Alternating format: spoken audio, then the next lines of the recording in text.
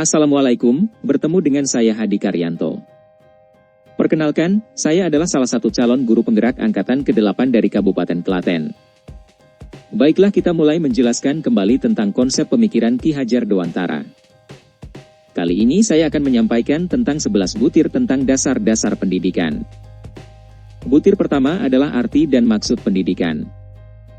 Kata, pendidikan, dan pengajaran itu seringkali digunakan bersama-sama. Akan tetapi sebenarnya gabungan kedua kata itu dapat mengeruhkan pengertiannya yang asli. Pengajaran itu merupakan salah satu bagian dari pendidikan. Dengan kata lain, pengajaran adalah pendidikan dengan cara memberi ilmu atau berfaedah buat hidup anak-anak, baik lahir maupun batin. Pendidikan diartikan sebagai tuntunan dalam hidup tumbuhnya anak-anak. Butir kedua adalah pendidikan hanya tuntunan dalam hidup. Harus diingat, bahwa pendidikan itu hanya suatu tuntunan di dalam hidup tumbuhnya anak-anak kita. Artinya, bahwa hidup tumbuhnya anak itu terletak di luar kecakapan atau kehendak kita kaum pendidik. Butir ketiga menjelaskan perlukah tuntunan pendidikan itu? Meskipun pendidikan itu hanya tuntunan saja di dalam hidup tumbuhnya anak-anak, tetapi perlu juga pendidikan itu berhubungan dengan kodrat keadaan dan keadaannya setiap anak. Andai kata anak tidak baik dasarnya, tentu anak tersebut perlu mendapatkan tuntunan agar semakin baik budi pekertinya. Butir keempat adalah dasar jiwa anak dan kekuasaan pendidikan. Yang dimaksud dengan istilah dasar jiwa, yaitu keadaan jiwa yang asli menurut kodratnya sendiri dan belum dipengaruhi oleh keadaan di luar diri. Butir kelima adalah tabiat yang dapat dan yang tidak dapat berubah. Menurut teori konvergensi, watak manusia itu dibagi menjadi dua bagian. Pertama, dinamakan bagian yang intelligible, yakni bagian yang berhubungan dengan kecerdasan angan-angan atau pikiran, intelek, serta dapat berubah menurut pengaruh pendidikan atau keadaan. Kedua, dinamakan bagian yang biologis, yakni bagian yang berhubungan dengan dasar hidup manusia dan yang dikatakan tidak dapat berubah lagi selama hidup. Butir selanjutnya adalah butir ke-6, butir ini membahas tentang perlunya menguasai diri dalam pendidikan budi pekerti.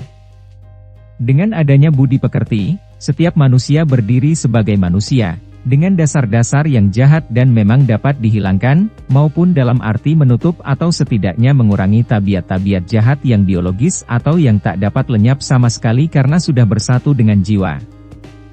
Butir ke-7 mendeskripsikan jenis-jenis budi pekerti. Pada deskripsi ini, Ki Hajar Dewantara mengutip pendapat Profesor Dr. Heymans. Profesor Dr. Gerard Heymans adalah seorang filosof dan psikolog Belanda yang lahir pada tahun 1857 dan meninggal pada tahun 1930.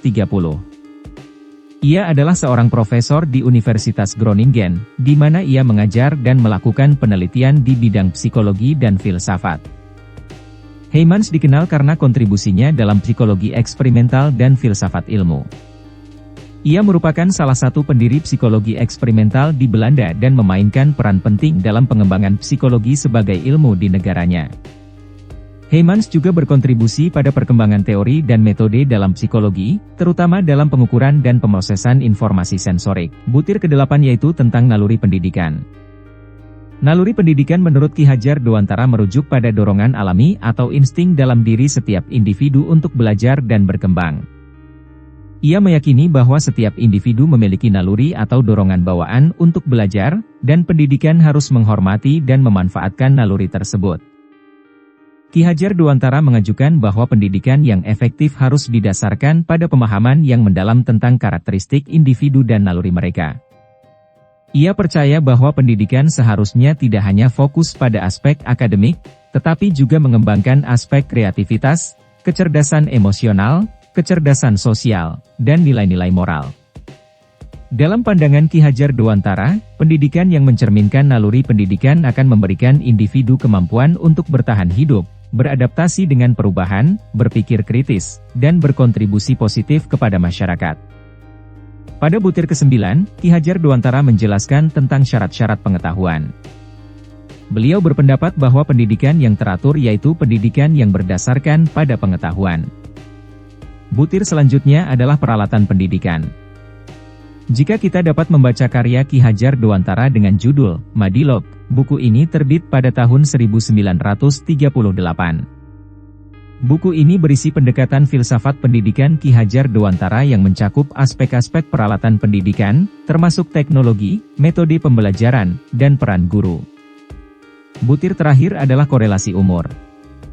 Pembagian umur dalam 3 fase yang sering digunakan dalam konteks pendidikan. Fase-fase tersebut mencakup periode perkembangan yang berbeda dan memberikan fokus pada tujuan pendidikan yang sesuai dengan setiap fase tersebut. Berikut adalah penjelasan singkat untuk setiap fase. Fase 1, usia 1-7 tahun. Fase ini sering disebut sebagai masa pendidikan anak usia dini atau pendidikan prasekolah. Pada fase ini, pendidikan berfokus pada pengembangan keterampilan sosial, kognitif, motorik, dan bahasa dasar.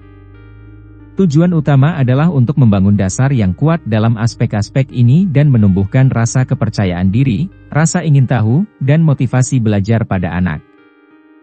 Fase 2, usia Juli 14 tahun. Fase ini sering disebut sebagai masa pendidikan dasar. Pada fase ini, pendidikan lebih terstruktur dan formal dengan fokus pada pembelajaran akademik dasar, seperti membaca, menulis, matematika, dan ilmu pengetahuan. Tujuan utamanya adalah untuk memperluas pengetahuan dan pemahaman siswa dalam berbagai bidang serta mengembangkan keterampilan berpikir kritis dan kemampuan sosial. Fase 3, usia 14-21 tahun. Fase ini sering disebut sebagai masa pendidikan menengah atau pendidikan tinggi. Pada fase ini, pendidikan lebih mendalam dan spesifik, dengan penekanan pada pilihan mata pelajaran atau jurusan tertentu. Tujuan utamanya adalah untuk mempersiapkan siswa untuk kehidupan setelah sekolah dengan mengembangkan pengetahuan, keterampilan, dan kemampuan yang relevan dalam bidang yang dipilih, baik itu pendidikan akademik maupun vokasional. Pembagian ini mencerminkan pentingnya memahami perbedaan dalam perkembangan anak pada setiap fase dan memberikan pendekatan pendidikan yang sesuai.